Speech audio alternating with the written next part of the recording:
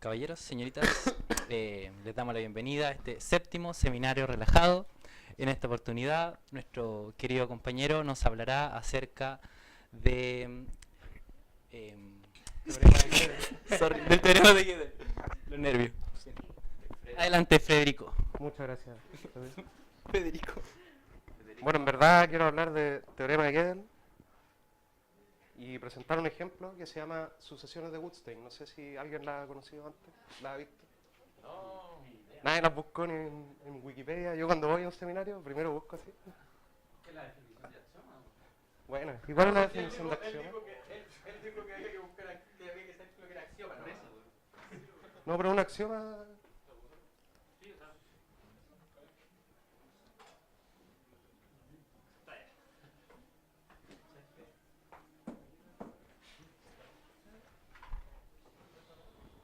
Bueno.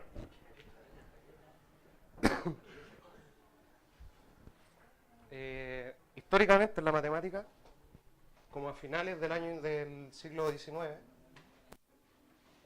varios matemáticos y comunidades de matemáticos empezaron a impulsar una nueva forma de estudiar matemáticas, que es a través del estudio de sistemas axiomáticos.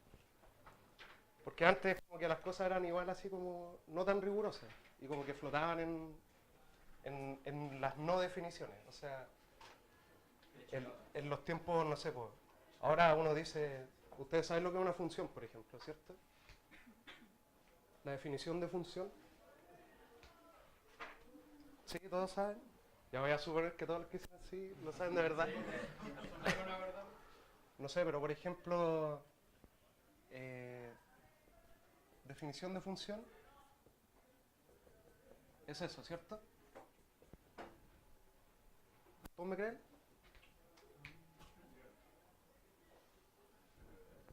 No puedo mandar un punto a dos cosas distintas. Eso es una función. Y que le explican a uno con el dibujo y todo eso. Entre otras cosas. Pero esto básicamente, que esté definido en todo su dominio, en el fondo. Que esté bien definida, exacto. Esto es como un lujo que gozamos en la matemática moderna, ¿sí? Antes como que las cosas no eran muy rigurosas, ¿sí? Para, no sé, para gente así como Euler y gente bacán, anterior a este proceso de formalización de las matemáticas, una función no era como bien definida, no se sabía, o sea, no es que no se supiera, no se aceptaba esto como una definición universal de las cosas. Y pasaba en muchos ámbitos de la matemática, que no estaba unificada y todo estaba flotando, y todos hacían análisis, y nadie sabía lo que significaba infinitesimal, y qué puedo asumir, hasta dónde se... Entonces, hay varios como núcleos importantes de matemática empezaron a trabajar en lo que se llama sistemas axiomáticos, ¿sí? Por ejemplo, ustedes cuando estudian ahora teoría de grupos, eso fue recién formalizado como a finales también del siglo XIX, teoría de conjuntos, por ejemplo, que lo hizo Cantor también en ese periodo, y que ahora se ocupa el sistema axiomático de Zermelo-Fraenkel, por los mismos números naturales, ¿sí? Que es como el sistema axiomático más sencillo y que más fácil, que siempre nos enseñan, ¿cierto? Ya, y yo digo muchas veces axioma y sistema axiomático, pero es un conjunto de afirmaciones que se asumen verdaderas. Eso es todo. Sobre el cual uno puede construir otras afirmaciones, ¿sí? Entonces, eso, que es como lo estudiamos ahora, fue una transición súper como fuerte y súper impulsada por Hilbert. No sé si hay alguien que no sepa quién es Hilbert. Y que como que... Bueno, Hilbert era un súper bacán matemático y un buen bacán. Y todo lo que decía era No, donde se metía Hilbert era... Las palabras de Hilbert eran alabados sea el Señor. es como el... Palabras de Hilbert, alabados sea el Señor. El tipo de ahora, ¿cómo se llama? El gringo, el chino gringo, no sé, algo. Terence Tao. Como Terence Tao, que era como de ese estilo, un matemático bacán que trabajaba en muchas áreas distintas y donde trabajaba siempre fue importante. De hecho, considerado el último matemático universal que hizo aporte en toda el área de la matemática. Gracias por tu aporte. No tenéis ni un brillo, pero calla. Yo no escuché al profesor Jorge que Entonces, exactamente en el 1900, Hilbert plantea a la comunidad matemática en un congreso universal, mundial de matemáticos, no me acuerdo cómo se llama en verdad, International Congreso, era Congreso Internacional de Matemáticos, así nada más. Y el programa de Hilbert, a grandes rasgos,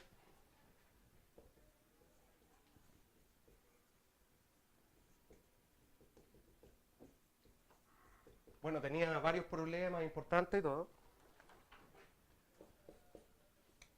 Pero ¿qué quería Hilbert que se hiciera con respecto a la matemática como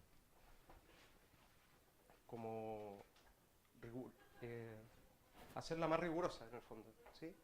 Es que no estuviera flotando en la vida. Entonces lo primero, formalización.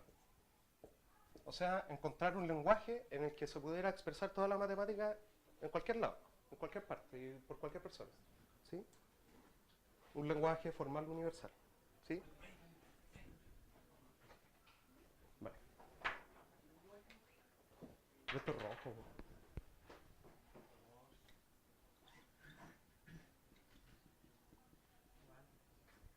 Completitud.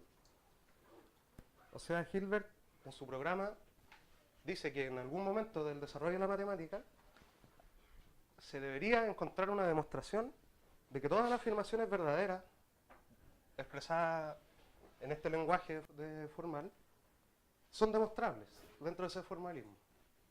O sea, él dice, la completitud significa que puedo demostrar las cosas verdaderas, ¿sí? Toda cosa verdadera es demostrable dentro de su lenguaje de planteamiento, ¿sí? Y esto es importante, ¿sí? Bueno, consistencia. ¿Qué significa consistencia? Que no hay contradicciones. O sea, si yo tengo un conjunto de verdades o de axiomas, yo no puedo decir algo, demostrar que es verdadero y además demostrar que también es verdadero su contrario, ¿sí? Eso es ser consistente. No puedo decir, por ejemplo, 1 igual 0 y 1 distinto 0 al mismo tiempo. O sea, si yo puedo hacer las dos cosas al mismo tiempo es inconsistente. Porque cada una de las cosas tiene sentido por sí sola. No sé si alguna vez se han enfrentado a ese problema. No importa.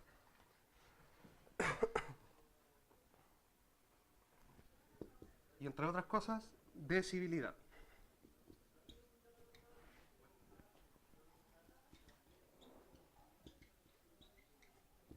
¿Sí? En el fondo tiene que haber un algoritmo para decidir verdad, si algo es verdadero o algo es falso. Un algoritmo como lo que todos entendemos como algoritmo. Un proceso iterativo, finito, que me dé un resultado de que diga sí o no. ¿Esto es verdadero o esto es falso? Para cualquier afirmación matemática en este lenguaje formal. ¿Sí? No sé, pueden pensar en cualquier tipo de afirmación. Por ejemplo, 3 es par. ¿Dentro del sistema consistente también? Puedo, de acuerdo a las definiciones hechas por mí en mi sistema, no sé, normal de los números naturales. Cuando yo diga los números naturales estoy pensando en axiomática de Peano. No sé si alguien no la conoce. Igual la voy a mencionar después. ¿Qué es lo más sencillo? Es súper sencillo. Entonces, por ejemplo, esto es una afirmación. En la matemática, ¿ustedes pueden demostrarme si eso es verdadero? ¿Con los axiomas de Peano? Sí. No, porque es falso, porque 3 no es par. ¿sí? Se puede decidir. Pero lo que sí puedo decir es algo sobre su contrario. ¿sí? Yo niego eso. 3 no es par. Sí, yo puedo demostrar eso. Entonces yo puedo decidir, decidible es o yo demuestro esto o demuestro su contrario. Eso es todo. ¿sí? Entonces esta afirmación sí es decidible. ¿Por qué? Porque su contrario tiene una demostración afirmativa. ¿Sí? ¿Por qué eso es distinto de la completitud? ¿Completitud? Porque Yo puedo demostrar todo lo que es verdadero. porque necesitáis que todo lo puedas demostrar dentro del mismo sistema axiomático. Porque ¿cómo uno sabe que algo es verdadero? A priori. No sabéis, pues. Uno sabe cuando lo demuestra, ¿cierto? Entonces hay formas de saber que algo es verdadero si se sale un poco de se agranda un poco su sistema axiomático y lo ve como verdadero. Igual es tramposo porque uno no puede llegar y agrandar el espacio axiomático como se le plazca. ¿Por qué? Porque siempre queremos conservar la consistencia. O sea, si yo tengo mi axiomática de Peano, por ejemplo, y yo quiero demostrar que 3 es par, uno puede decir, bueno, agarre su axiomática de Peano y agréguele esta axioma. Barça. Ahí sí, porque asumo que es verdad. Lo malo es que esa axiomática no va a ser consistente. Entonces, la decibilidad es como... Sí, igual es una diferencia sutil. Dejémoslo más rato. Porque va a aparecer harto... La decibilidad se refiere a que tú podés hacer un paso finito, como decía Hilbert. Hay un paso finito para decidir si es verdadero o falso. En cambio, la completitud a lo que va son completamente a los axiomas, ¿no? Por ejemplo, que tú no necesitas más cosas para seguir trabajando. Porque como lo decía el Freddy, por ejemplo, yo encontré esto, no sé demostrarlo, entonces lo asumo que es verdadero y lo agrego al axioma. No, pues eso no sería válido, ¿por qué? Porque tu sistema está completo. Ya bueno, una acotación. La completitud es una característica del sistema axiomático. ¿Sí? La decibilidad es una característica de las afirmaciones. ¿Sí? Esto dice todas las cosas, esto dice esta cosa. ¿Sí? Ya no importa. Entonces este era el sueño súper bacán de los matemáticos en ese tiempo, como en 1900. Y el sueño del pibe. El sueño del pibe. Y es maravilloso. Y que en el fondo es bien sencillo. O sea, si yo tengo algo que es verdad, yo debería poder demostrar que es verdad. Eso es todo.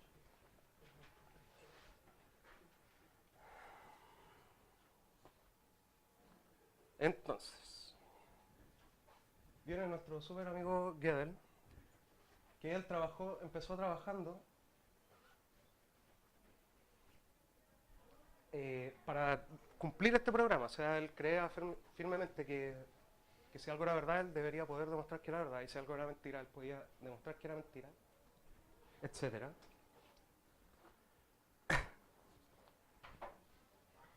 Pero en 1930, en un congreso, él enuncia sus teoremas de incompletitud. ¿Sí? Él anuncia sus teoremas de incompletitud y en el 31 publica los papers. ¿Sí? Bueno, y en este tiempo estaban, no sé, pues varios matemáticos que trabajaban lógicos y esto es posterior a Russell y a Cantor. Cantor es como de 1890, 1880. Russell también, como acercándose al 1900. Y que de a poco, como que habían síntomas de que este programa no se podía completar. ¿Sí? Por ejemplo, existía algo que se llama la paradoja de Russell. Es famosita, búsquenla. La demostración es súper sencilla. Claro. Que uno no puede andar definiendo conjuntos como uno quiere. No todo lo que uno cree es un conjunto. Por eso después se habla de clases y categorías y un montón de cosas para parchar la teoría de conjuntos. Entonces, Gödel enuncia su teorema de incompletitud, que dice que todo sistema axiomático consistente, o sea que no tiene contradicciones, es incompleto. Igual acá me estoy comiendo hartas hipótesis, pero es como la forma sencilla de decirlo. Necesito que el sistema axiomático además aguante la aritmética. que puedo definir números, que puedo sumar, puedo multiplicar, bla, bla, bla. Por ejemplo, toda la matemática que nosotros estudiamos está basada en la axiomática de Zermelo-Fraenkel. ¿Han oído hablar de eso? Teoría de conjuntos, ¿sí? Son muchos axiomas súper largos, súper técnicos, porque se ha ido parchando a través de los años por cosas de este estilo. No queremos que pasen cosas. Pero es aceptado y usado, ¿sí? Ampliamente. Y es útil.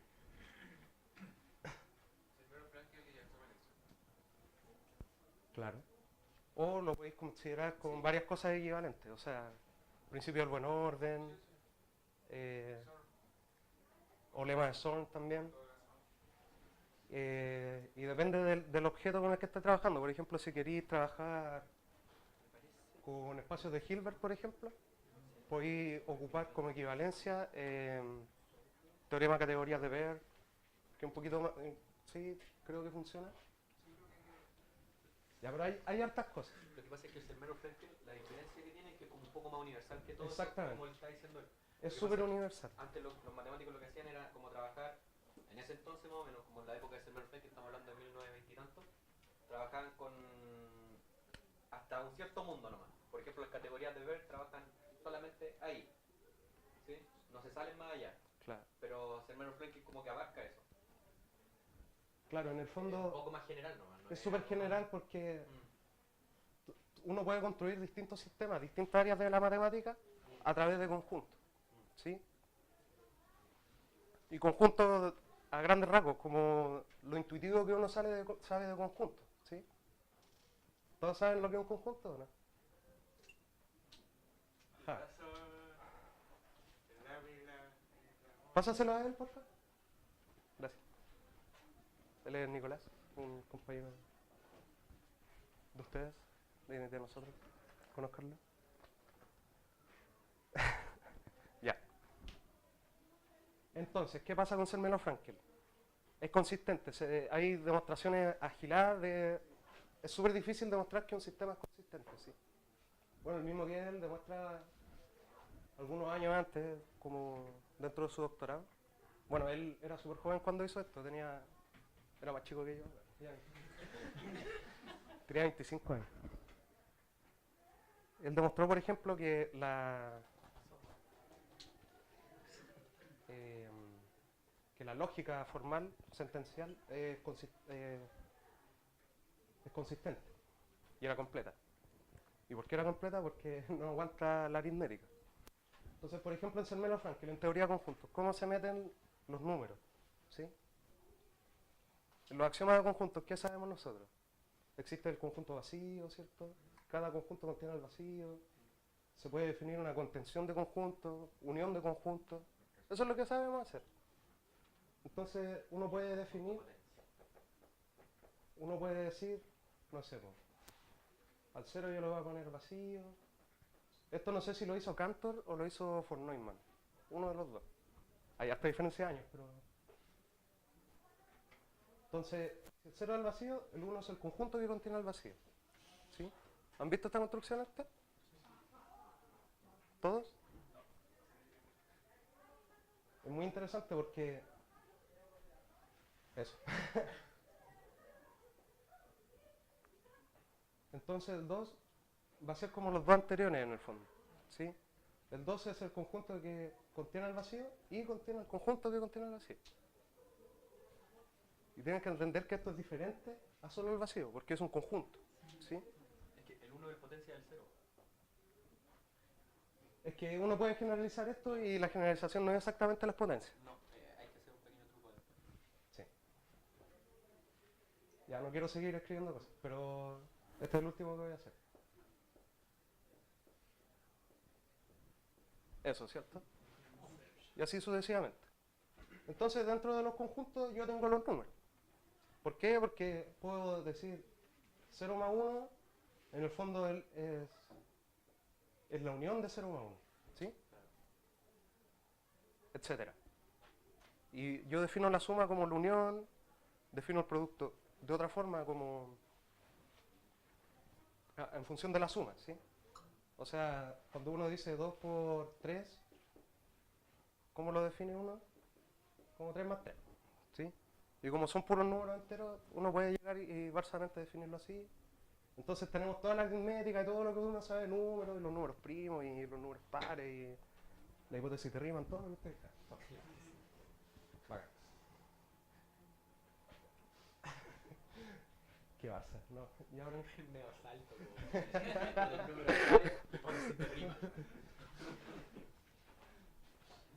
Entonces,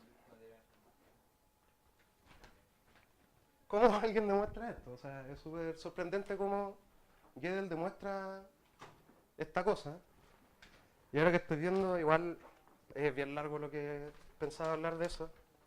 Así que me voy a saltar hartos pasos para alcanzar a hablar de un par de otras cosas, ¿sí? Entonces, básicamente lo que hace Gödel... No, sí, igual lo voy a decir todo. Entonces, bosquejos o nociones de la demostración. Bueno, primero tenemos el lenguaje normal, no sé. Supongamos que tenemos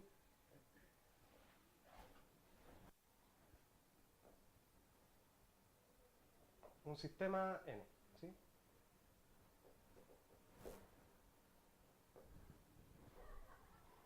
Un sistema axiomático N, un sistema formal en el fondo. Pueden pensar, no sé, pues, en axiomas de Peano. Bueno, no lo anoté, pero los axiomas de Peano es para definir los números naturales, ¿sí? Con la suma. Que es que existe un elemento que se llama 1, ¿cierto? ¿Qué más? Sucesores, claro. Si n está en n, entonces existe alguien en n que se llama el sucesor, ¿sí? Y que uno lo escribe así como en estrellita n más 1. Inducción. Se cumple inducción. O sea,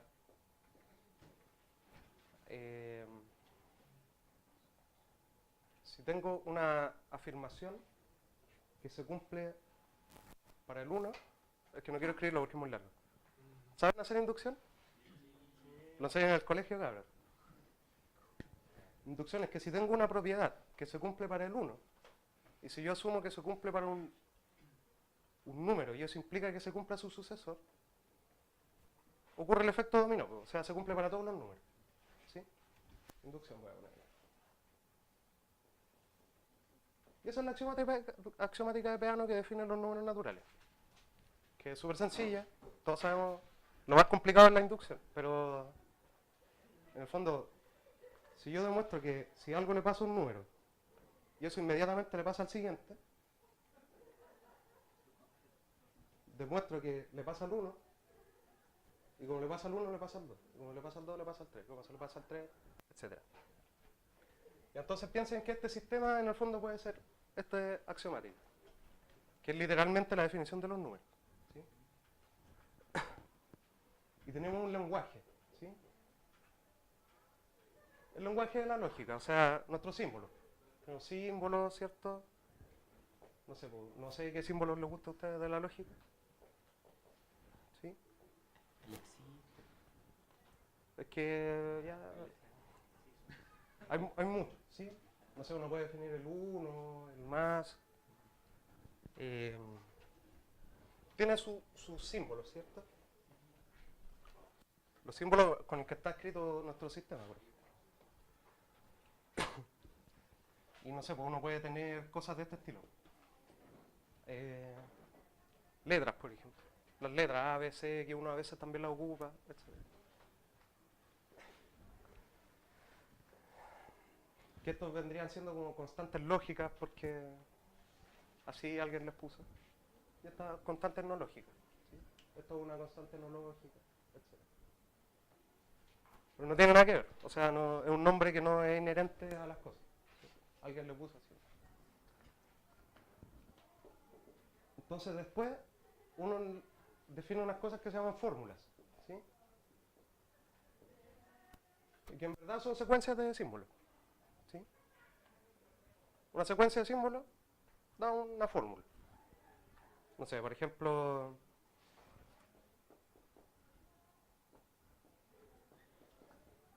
eso es una fórmula, ¿cierto? Hay algunos que las podemos leer y hay gente que no las podemos leer, ¿sí? O sea, ahí dice como en español, para todo X, es una tontera que escribí, ¿no? ¿Sí? X es distinto de 1 más 1, ¿sí? No hace mucho sentido, pero se entiende, ¿cierto? O sea, no hace sentido matemático. Pero uno puede escribir cualquier tontera, no sé.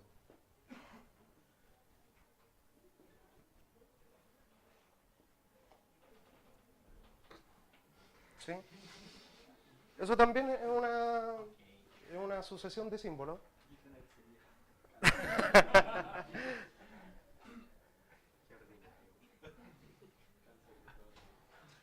Ahora entiendo a qué se refería con ser lenguaje vulgar. Lenguaje vulgar. Ya, entonces una fórmula para mí es como cualquier secuencia de símbolos, pero hay una forma de distinguir las cosas que tienen sentido como en español, no sé, o en inglés o en algún idioma que se pueda entender para nosotros. No necesariamente sentido matemático, sino que estén bien escritas. O sea, que tenga sentido. Por ejemplo, esto está bien escrito, ¿sí? Porque lo puedo leer en ese sentido. Esto no es nada, ¿sí? Y hay una forma de distinguir cuando una fórmula está bien escrita, ¿o no? ¿Sí? ¿A alguien le parece algo muy misterioso? Tienen que imaginarlo, se hace como constructivamente, o sea, uno define funciones porque, no sé, pues la función o i, no sé qué es eso, i parece, de un par de afirmaciones es a y b, ¿cierto? Entonces, las que tienen sentido son puras aplicaciones de este tipo de funciones. Entonces uno crea criterios de cuándo eso tiene sentido o no. Por ejemplo, no pueden haber más paréntesis izquierdo que paréntesis derecho, etc. ¿Sí? Se puede diferenciar entre esas fórmulas. Oye, disculpa. Diga. ¿Y las fórmulas también tienen que basarse según un lenguaje lógico? Porque ya, por ejemplo, ya tengo que esas cosas significan algo. Es que el lenguaje puede ser cualquier lenguaje, es un problema. Los lenguajes que nosotros usamos es el lenguaje lógico, es la matemática. Pero el español también es un lenguaje, y el inglés, y son varios lenguajes, por eso no se ocupan para hacer matemáticas. Pero hay otros lenguajes, hay, no sé, los que programan y todo tienen distintos lenguajes y que funcionan, ¿cachai? Sí, pero por ejemplo, todos basan con un lenguaje de lógica. Por ejemplo, los de programación igual se basan con la álgebra booleana. Sí. Entonces, a eso yo me refiero. Si eso es como... No es necesario, no es necesario. Yo puedo cambiar esto, es que yo podría cambiar este símbolo por cualquier cosa, ¿cachai? No, no se Un rayo y un... no sé qué te gustaría, no lo voy a dibujar ahí porque... Gracias por la discreción. No, le gustan los gatitos, se oye que son cochinos.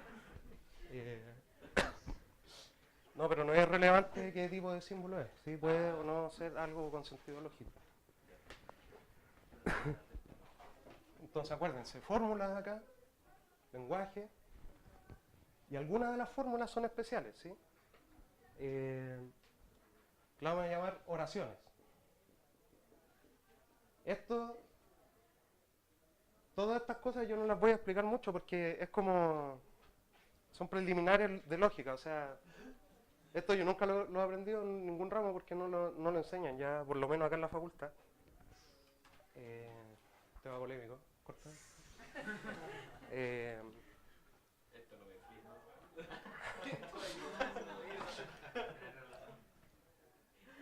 Pero son cosas como que si uno lee un poco de lógica, no sé, agarran cualquier libro de lógica y son las primeras cosas que definen, ¿sí? Son sencillas, pero no tengo tiempo para explicar todo, ¿sí? ¿Y ahí qué son las oraciones? O lo voy a definir así como vagamente, lo que yo sea, son las que tienen sentido en el fondo.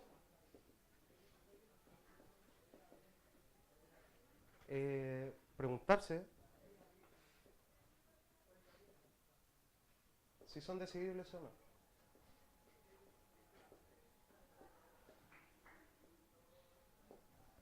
Por ejemplo, esto es una oración, ¿sí?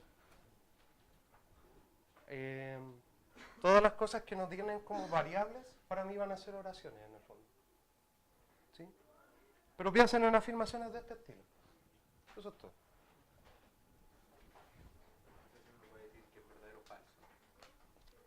Ya, entonces aquí viene la magia de este tipo, que era un genio. Gödel, yo lo admiro mucho, uno de mis matemáticos favoritos. Era amigo de Einstein. Amigo así, amigo. Para. Sí. Sí, de hecho. Sí, terminó en Princeton. Hacía... Bueno, este tipo era checo, parece, o algo así. Y bueno, sucedió la superguerra bacán y los nazis y todo, así que se fue para Estados Unidos. Y trabajó en Princeton y conoció a Einstein. Y Einstein se enamoraba de Gödel, así como... Este bueno es bacán y así como bacán. Hay como cartas de los locos, ya no quiero hablar de eso. Fueron íntimos. Sí, así bien íntimos.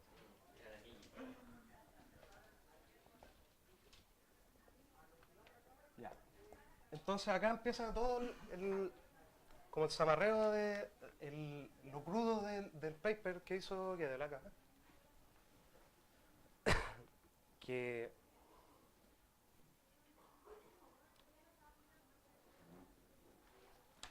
él dice ya, toda fórmula, la fórmula está toda secuencia y que tienen sentido, ¿sí? Tienen asociado un número. Así, cada parte. Y un único número, un número natural. Y para eso es la exigencia de que nuestro sistema aguante la aritmética, ¿sí? Entonces, si yo tengo una fórmula, yo le voy a asociar un número.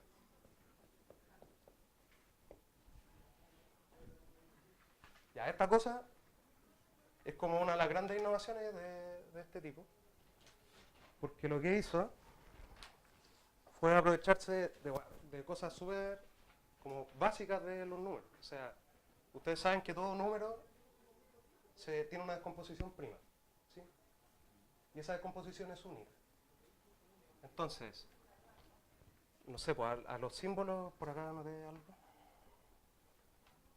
No sé si ¿alguien sabe de esta asociación? ¿La ha visto alguna vez? No sé para qué pregunto. Yo la vi como ayer. Entonces, no sé, pues por ejemplo... No, los números primos están ahí, ¿no? Cada uno de los elementos del lenguaje Exactamente. A cada uno de nuestros símbolos de acá, yo le voy a asignar un número, ¿sí? Y arbitrariamente, no tiene por qué ser... O sea, esto yo lo hice para el ejemplo, ¿no?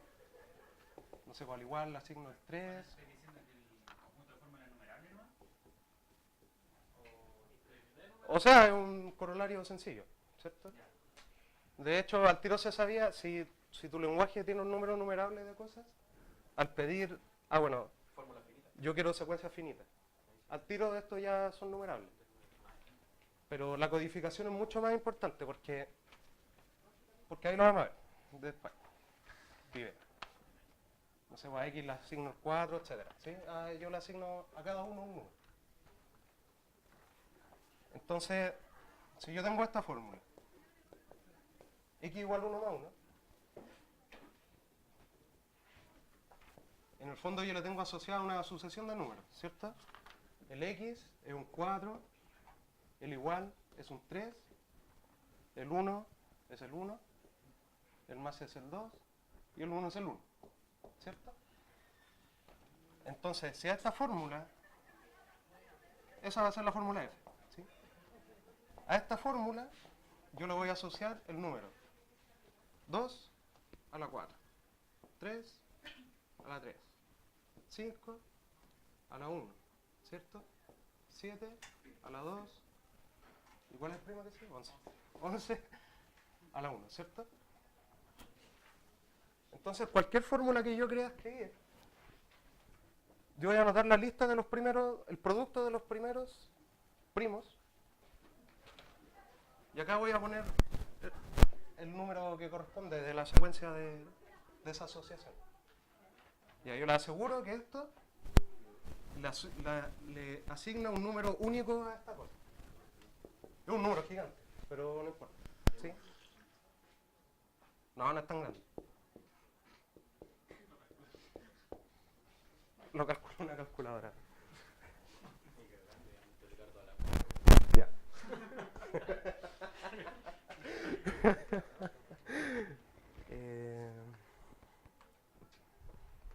¿Dónde estaba yo?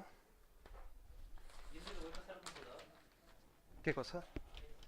Sí, por supuesto. O sea, todo. ¿Qué formulación de tres? Sí. Lo malo es que a veces aparecen números muy grandes. ¿Sí? No se preguntaría si existe un método mejor, más que decide menos tiempo. En verdad, esta codificación sirve para los siguientes pasos de la demostración. Porque, ya, esa es una codificación primera, ¿sí? Tienen que recordarlo. Arbitraria, porque igual en el fondo uno puede llegar y hacer una lista de la fórmula, ¿no? Como son numerables, yo tengo... No, voy a escoger ciertas fórmulas especiales, ¿sí? Las fórmulas que tengan una variable, por ejemplo esta, ¿sí? Entonces las fórmulas que tengan una variable las voy a numerar.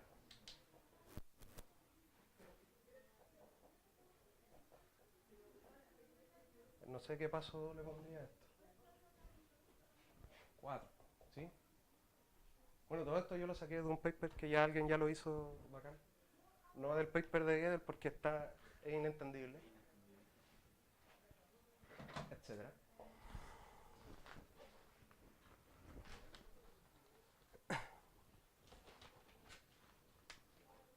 Entonces me salté algo acá en mi torpedo, no importa.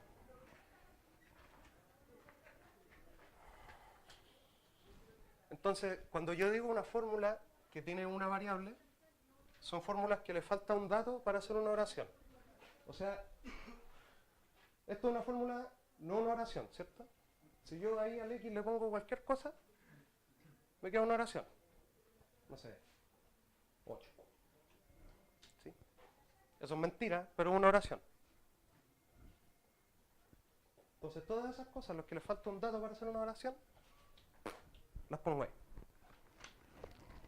¿Sí? Ya, lo importante es que cada una de estas fórmulas, y aquí viene un poco la conexión con la codificación, en el sentido de que hay que ver las posibilidades, cada una de estas fórmulas codifica un conjunto de números. ¿Sí? Por ejemplo, el conjunto de números que codifica F1 son todos los números naturales, ¿cierto? Esto es arbitrario, yo lo voy a definir así, lo voy a asociar a ese. Tal que f de n es deducible en mi sistema n. ¿Sí? Un conjunto de números. ¿Deducible o decidible? Deducible. ¿Sí? Deducible es que sea consecuencia de los axiomas, ¿no? ¿Sí? Por ejemplo, ustedes con, no sé, con los axiomas de los números reales,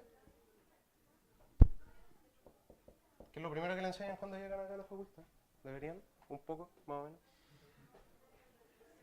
No sé, que tienen la suma, asociativa, conmutativa, bla, bla, bla.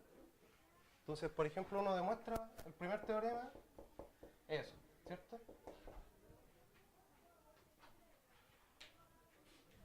En verdad ahí como un número. Entonces, si yo pongo cualquier número ahí, 0 por algo es 0, es una afirmación deducible a partir directamente de los axiomas. ¿Sí? Eso es todo. Cuando ustedes demuestran, deducen.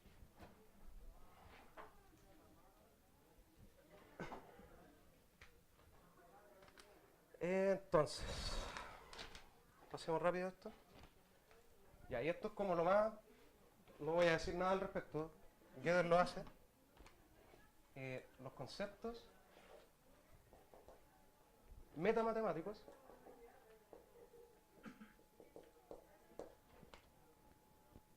después digo lo que significa eso.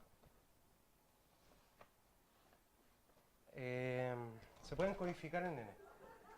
Se pueden escribir en n, ¿sí?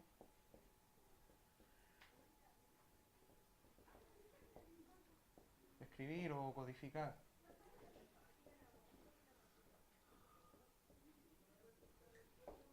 ¿Qué son los conceptos metamatemáticos? Son cosas como la palabra fórmula, ser deducible en n, sustitución de variables, cosas así.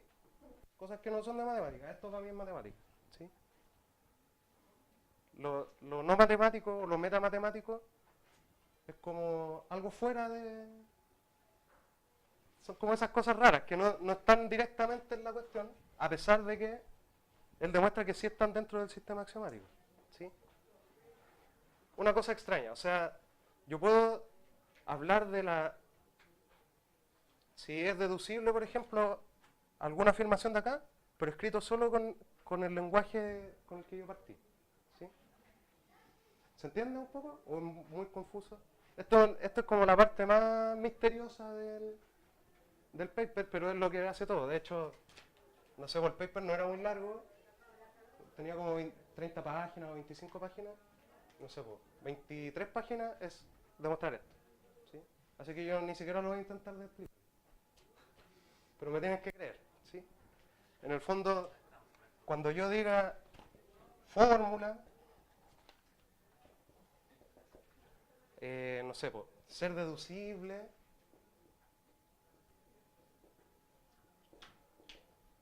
bueno, sustitución de variables,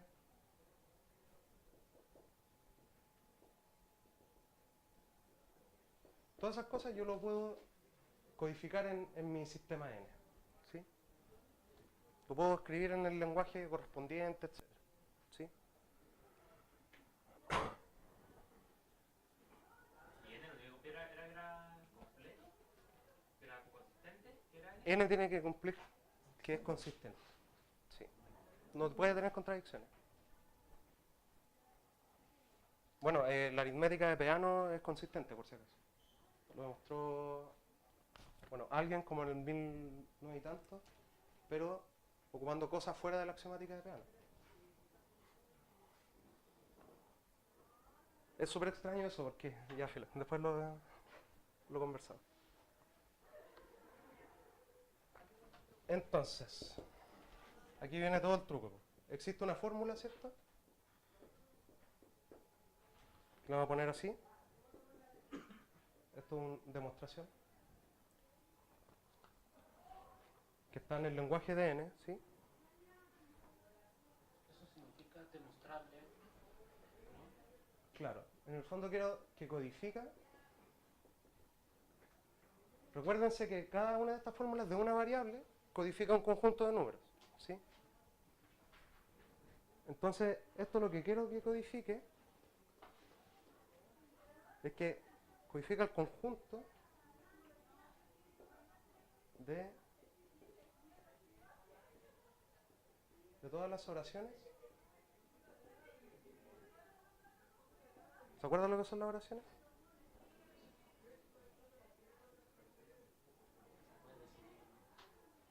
Deducibles en N. Ya cuando digo eso, las oraciones eran, mi ejemplo de 3 es par, ¿sí? 8 es primo. Oraciones, es que ahí no escribí nada en verdad. Pero son de ese estilo, ¿sí? Son igualdades, desigualdades, cosas que uno puede definir. ¿Pero hay oraciones no deducibles? No deducibles. ¿Oraciones no deducibles? ¿Sí? 3 es par. Ya. no es deducible porque no es verdadero, según la definición clásica de lo que es par. O 1 igual 0. Pero ¿qué significa que esta fórmula codifique ese conjunto? Significa que yo la oración, tenemos que dejar de entender la oración como una oración. Porque las oraciones para mí ahora son números. Es este número. ¿Sí? Es un número. Entonces, las fórmulas de una variable codifican conjuntos de números. ¿Qué conjunto de números quiero que codifique esta cosa? El conjunto de las oraciones que sí son deducibles. ¿Sí? ¿Se entiende? ¿No? ¿Más o menos? Es que si tienen dudas, me preguntan. Igual no sé cuánto tiempo llevo. No voy a alcanzar a hacer nada de Bootstrap.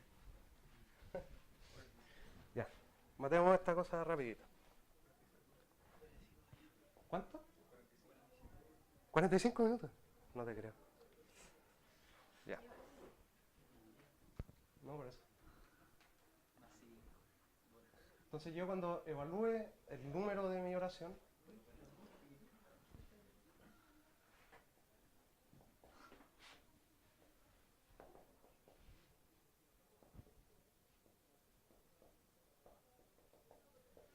ya. Todas estas cosas es una construcción para armar una oración que yo no puedo demostrar si es verdadera, ¿sí? Porque si yo asumo que es verdadera, pasa una contradicción, y su contrario tampoco puedo hacerlo, ¿sí? En el fondo tienen que pensar en la paradoja del mentiroso, ¿sí? ¿Conocen esa paradoja? No. Esta afirmación es falsa, ¿sí? Todo esta cosa, debía haberlo dicho antes, en verdad. Es para construir una afirmación de ese estilo, pero dentro de un sistema cualquiera, ¿sí? Todos entienden la paradoja, ¿cierto? Esta afirmación es falsa. Si esta afirmación es falsa, entonces la afirmación es verdadera. Pero si la afirmación es verdadera, entonces la afirmación es falsa, bla, bla, bla. Entonces no hay un algoritmo claro, entra ahí en un loop infinito, ¿sí? Es como integrar seno cuadrado por partes.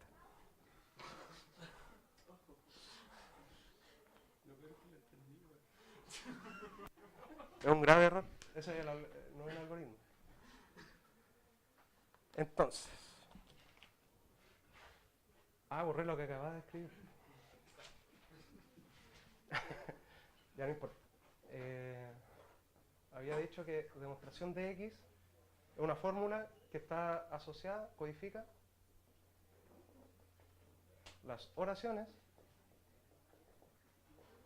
deducibles, ¿sí? Las que puedo demostrar, las que son consecuencia de mi sistema axiomático. Entonces vamos a definir un conjunto de números, ¿sí?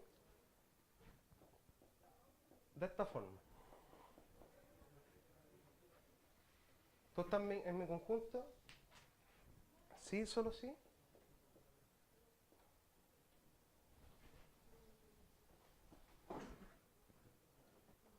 Al tiro digo lo que significan todas estas cosas.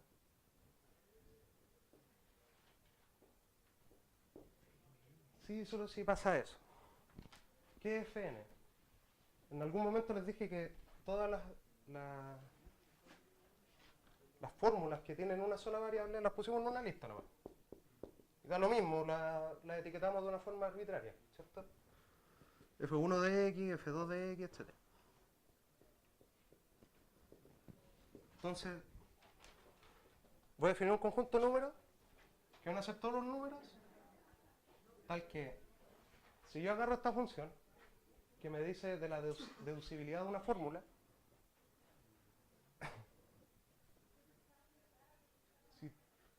si te busco tu mismo número acá, en esta lista, y te evalúas en esa fórmula, resulta ser no deducible.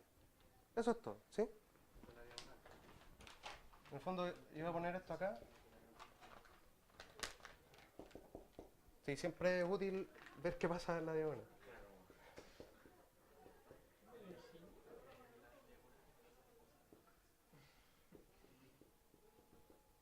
Y en verdad, toda la gracia es intentar hacer que las fórmulas digan cosas sobre otras fórmulas, ¿sí?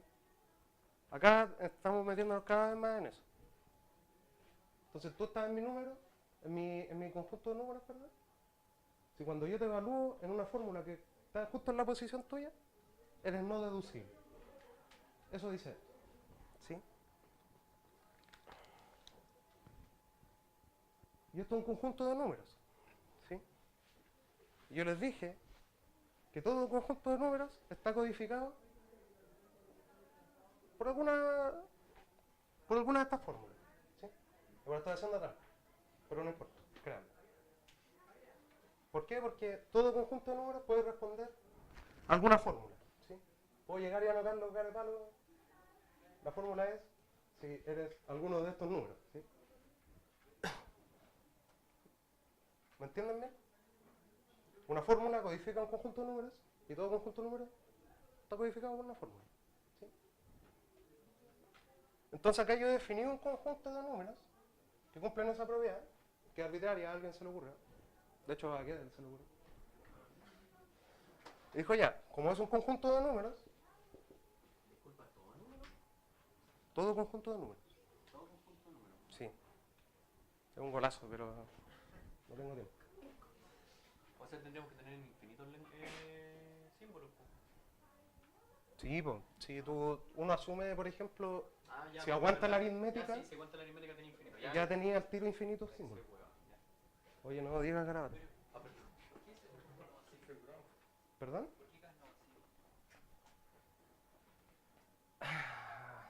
Se demuestra que es no vacío. ¿Sí?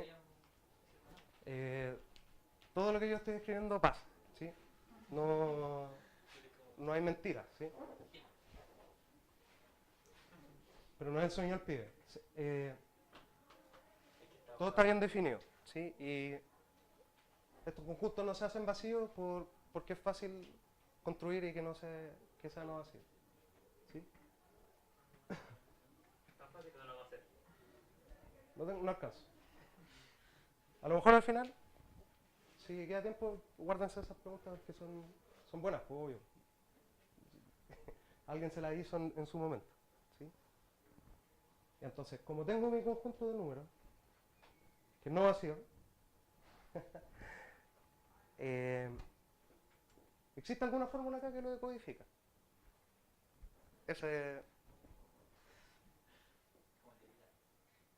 No sé, vamos a decir la qésima fórmula que lo codifica, ¿sí?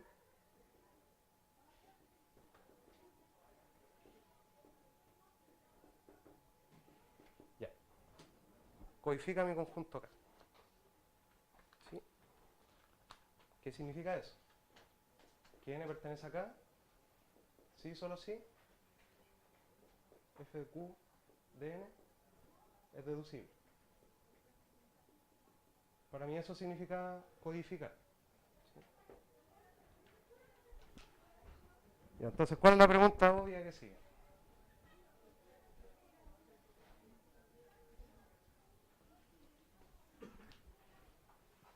Tenemos un conjunto de los tipos que no son deducibles en la diagonal y tengo una fórmula que codifica este conjunto.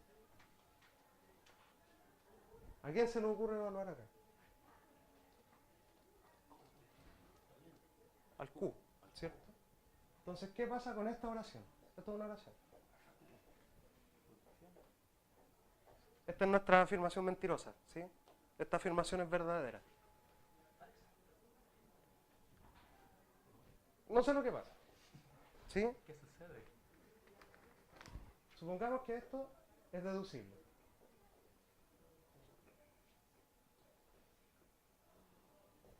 ¿Sí? ¿Qué significa que sea deducible? Como f de q codifica acá, significa que q pertenece acá. Pero ¿cuál es la definición de pertenecer acá? Que no es deducible entonces. Que No es deducible. la diagonal es no deducible, saltándome todos los pasos. ¿Sí?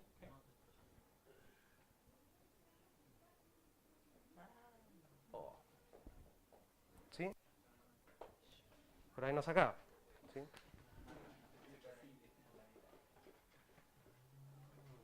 Porque ahí solo decibilidad, recuerden que es, yo quiero ver la decibilidad de esto. O sea, si yo no puedo mostrar, por ejemplo, 3 igual 2, eso no es deducible.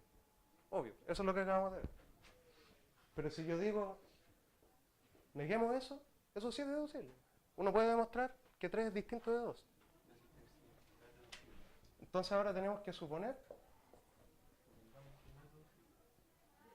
claro, que FQ de Q es no deducible.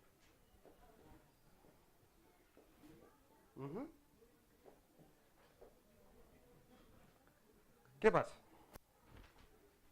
Si f de Q es no deducible. Entonces Q pertenece acá. No, Q no pertenece acá. Acuérdense, f de Q codifica acá. Si no es deducible, por lo de arriba, no pertenece, pertenece acá. ¿Sí? Ahora sí, por definición de K, si Q no pertenece acá, de nuevo, entonces demostración de la diagonal sí es deducible. ¿Sí? Entonces, si Q no pertenece acá, me estoy saltando varios pasos. Implica que esto sí es deducible.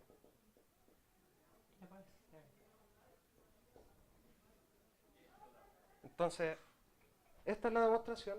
El teorema dice, bueno, y hay que ver qué pasa para la negación de esto. ¿Sí?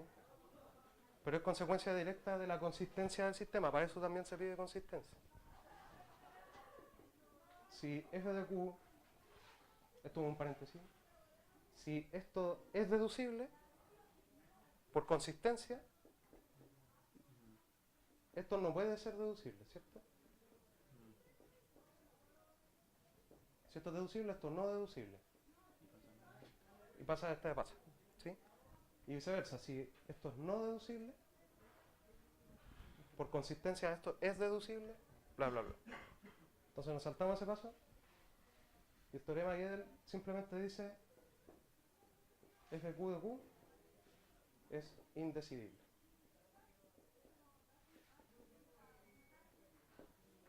Ya. Ese es el primer teorema. Lo logramos. ¿Alcanza a decir algo más? Una cosita. Ya. Porque hay un corolario de este teorema. Es el que se llama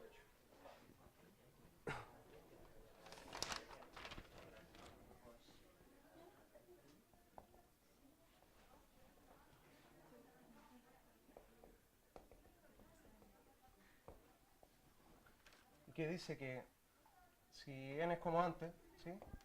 Es un sistema axiomático que aguanta la aritmética,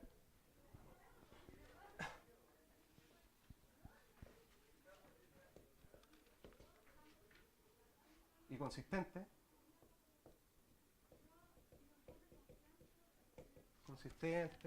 aguanta aritmética,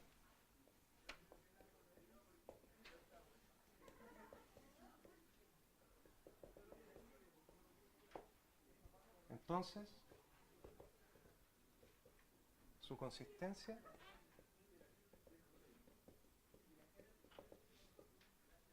no es demostrable dentro de n. O sea que si tú eres consistente, no puedes demostrarlo dentro de tu propio sistema axiomático. Y esto es lo que mata el programa de Hilbert, ¿sí? En su máxima universalidad posible.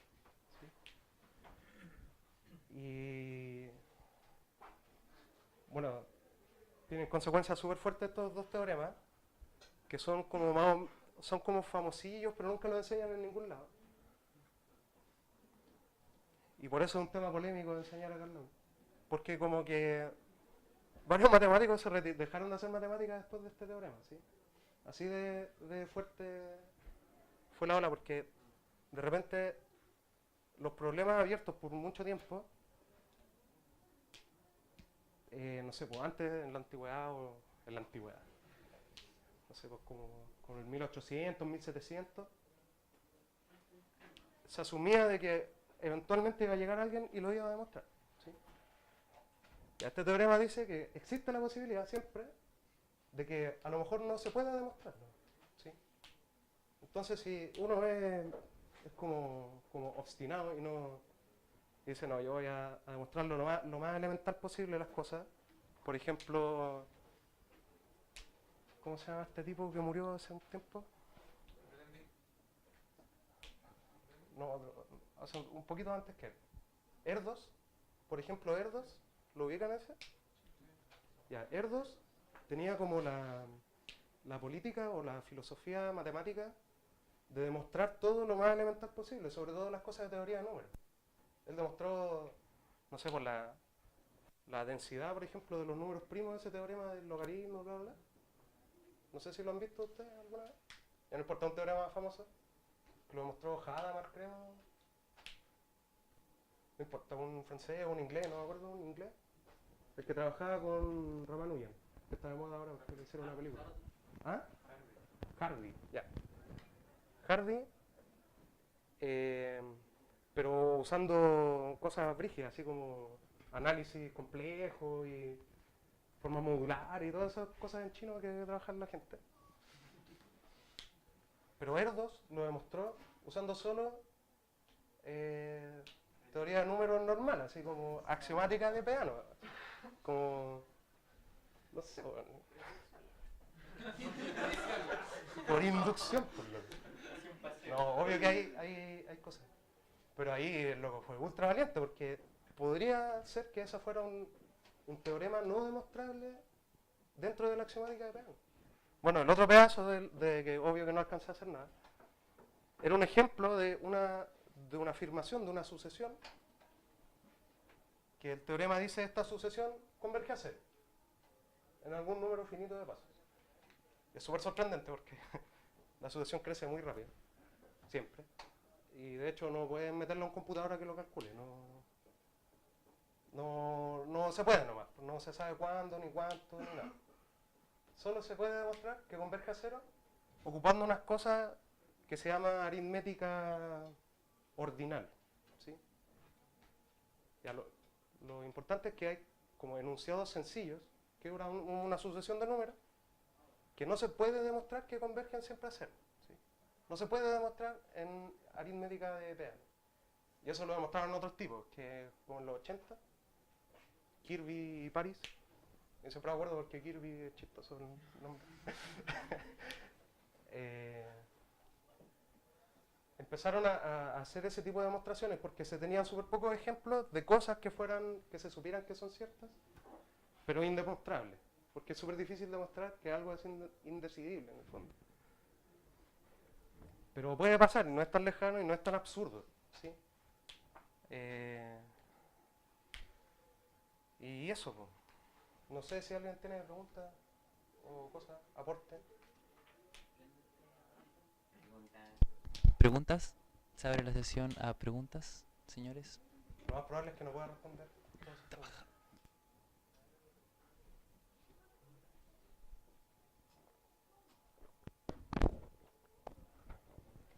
Tienen todo claro, maravilloso.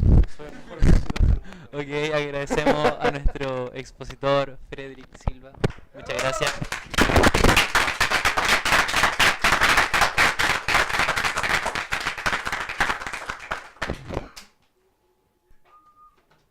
Bacán.